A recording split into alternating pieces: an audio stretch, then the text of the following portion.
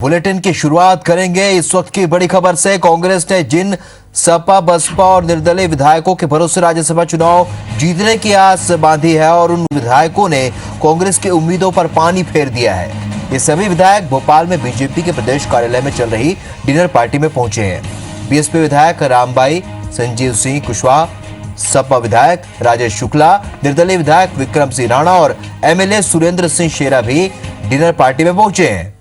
इशारा साफ है कि ये सभी विधायक बीजेपी के साथ हैं। दरअसल सरकार जाने के साथ ही इन विधायकों की नजरें भी कांग्रेस को लेकर बदल गई, जबकि भविष्य में सहयोग की उम्मीद के चलते कांग्रेस अब तक इन पर भरोसा किए बैठी है। तो एक बड़ा फेरबदल, बड़ी खबर आपको बता रहे हैं। जो सपा और बसपा के विधायक कांग्रेस की बैठक में नहीं पहुंचे, वो आज रात को इस वक्त चल रही डिनर पार्टी में पहुंचे जहां बीजेपी ने ऑर्गेनाइज की थी। तो उन विधायकों ने कांग्रेस की उम्मीदों पर पानी फेर दिया है और ये सभी विधायक भोपाल में बीजेपी के प्रदेश कार्यालय में चल रही डिनर पार्टी में पहुंचे हैं। तस्वीरें जब सीएम शिवराज भी यहां पर मौजूद थे और बीएसपी विधायक रामबाई संजीव सिंह कुशवाहा, सपा विधायक राजेश शुक्ला, निर्दलीय विधायक विक्रम सिंह राणा और एमएलए सुरेंद्र सिंह शेरा भी डिनर पार्टी में पहुंचे।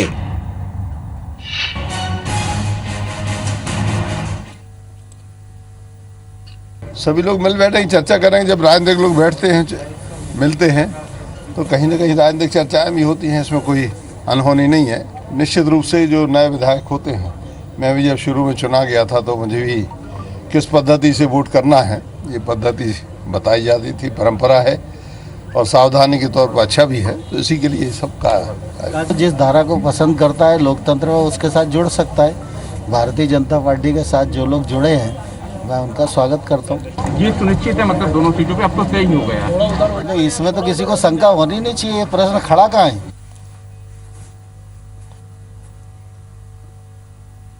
नवीन सिंह हमारे सहयोगी इस वक्त फोन लाइन पर जुड़े हैं।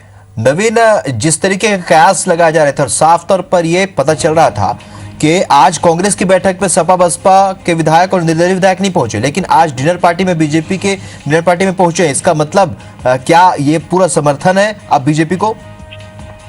देखिए राहुल, मध्य प्रदेश में जब कांग्रेस की सरकार थी तब ये सातों विधायकों का, और चाहे निर्दलीय हो, सपा हो, बसपा हो, इन सभी विधायकों का समर्थन कांग्रेस को हासिल था। और जब मध्य प्रदेश में कमलनाथ सरकार ने 2 बार विधानसभा में प्रोटेस्ट कराए तो दोनों मौकों पर इन विधायकों ने, निर्दलीय सपा बसपा के विधायकों ने कांग्रेस का साथ दिया। लेकिन चूंकि अब मध्य प्रदेश में सत्ता का परिवर्तन हो चुका है, अब सत्ता में बीजेपी है, लिहाजा अब ये इनके साथ हैं। हालांकि इन सभी विधायकों का ये दावा है कि क्षेत्र में जो विकास करने का प्रॉमिस करेगा उसकी सरकार के साथ हो रहेंगे, भले वो बीजेपी हो या कांग्रेस हो। चूंकि निर्दलीय हैं, समाजवादी पार्टी हैं और बसपा के विधायक हैं, जाहिर है कि सभी अपने क्षेत्र में काम कराना चाहते हैं। इस लिहाज से ये जरूरी है। जैसे रामबाई परिहार ने ये कहा, बसपा की विधायक हैं, उन्होंने कहा कमलनाथ जी से उनके अच्छे रिश्ते हैं, वो उनके बड़े भाई जैसे हैं, उनको दादा करके संबोधित करती हैं और जब जब मौका पड़ा तब वो उनके साथ रही। लेकिन चूंकि आज क्षेत्र की जरूरतें हैं और मध्य प्रदेश में इस वक्त बीजेपी की सरकार है, लिहाजा वो उनके साथ है।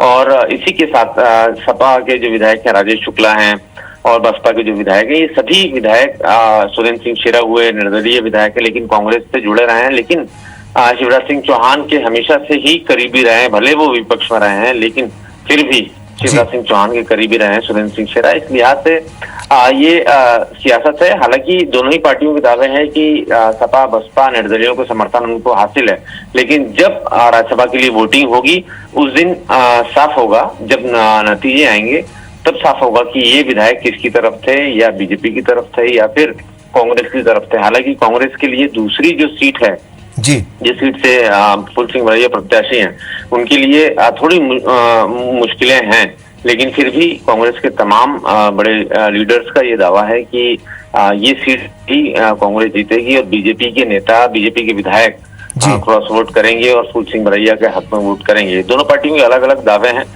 दोनों ही पार्टियों ने 3 विधानसभा सीटों के लिए अपने अपने उम्मीदवार उतारे हैं, लेकिन फिर भी निर्दलीय समाजवादी पार्टी और जो दूसरे विधायक हैं, इनका रुख बड़ा दिलचस्प होगा। ये जिस तरफ जाएंगे उस तरफ जी बिल्कुल। और जिस तरीके से राजनीतिक घटनाक्रम लगातार नवीन बदल रहा है, दिन भर से आज कांग्रेस की भी बैठक हुई और अब आज ये डिनर पार्टी, और अब क्योंकि राज्यसभा चुनाव है 2 दिन बाद, तो ऐसे में ये परिस्थिति जो बन रही है, ये कितनी बड़ी भूमिका ये जो निर्दलीय पार्षद है, सपा और बसपा के जो निर्दलीय विधायक हैं और सपा बसपा के जो विधायक हैं, इनकी कितनी अहम भूमिका होगी, क्योंकि 7 इनकी संख्या है। देखिए, मध्य प्रदेश में राज्यसभा सीट के लिए 52 वोटों की जरूरत है और तकरीबन दिव्य सिंह अगर पहले प्रत्याशी होते हैं कांग्रेस की तरफ से, और अगर पार्टी की लाइन होती है कि दिव्य सिंह को ही जिताना है, तो 52 वोट दिव्य सिंह के लिए कंफर्म है।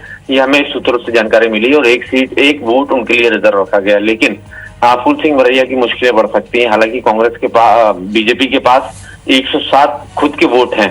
इसके अलावा ये जो 7 वोट हैं, ये बड़ी निर्णायक भूमिका में हो सकते हैं।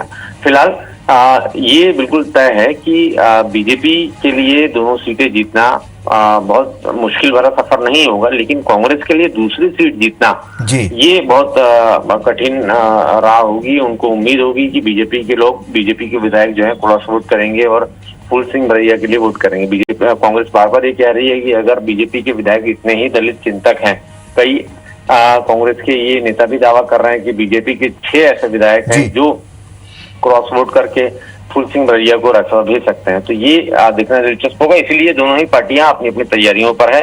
अभी फिलहाल जो डिनर पॉलिटिक्स चल रही है, ये इसका मकसद यही है, इसका एजेंडा भी यही है कि सभी वोटों को एकजुट किया जाए। राज्यसभा से बीजेपी के लिए ज्योतिराज सिंधिया दावेदार प्रत्याशी हैं, दूसरे डॉक्टर सुमित सिंह सोलंकी हैं। तो दोनों ही सीटें सुरक्षित करने के लिए ही सभी विधायकों को बुलाया गया। कल भी एक बार फिर बैठक होगी, कल भी फिर एक बार साथ में डिनर होगा बीजेपी के तमाम बड़े नेताओं का, बीजेपी के तमाम विधायकों का।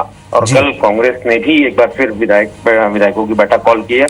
सबसे हैरानी वाली बात राहुल कि कल उन विधायकों को भी बुलाया गया है, समाजवादी पार्टी, बसपा और निर्दलीय विधायकों को, जो इस वक्त आप टेलीविजन स्क्रीन पे दर्शक देख पा रहे हैं कि वो विधायक बीजेपी के तमाम नेताओं के साथ डिनर कर रहे हैं। चलिए, तो अंततः क्या होता है ये भी देखना होगा, क्योंकि राज्यसभा चुनाव के समय इन जो 7 लोग हैं, जो 7 विधायक हैं, इनकी क्या भूमिका होती है, ये भी देखना बड़ा दिलचस्प होगा। इस जानकारी के लिए और चर्चा के लिए बहुत बहुत शुक्रिया नवीन आपका।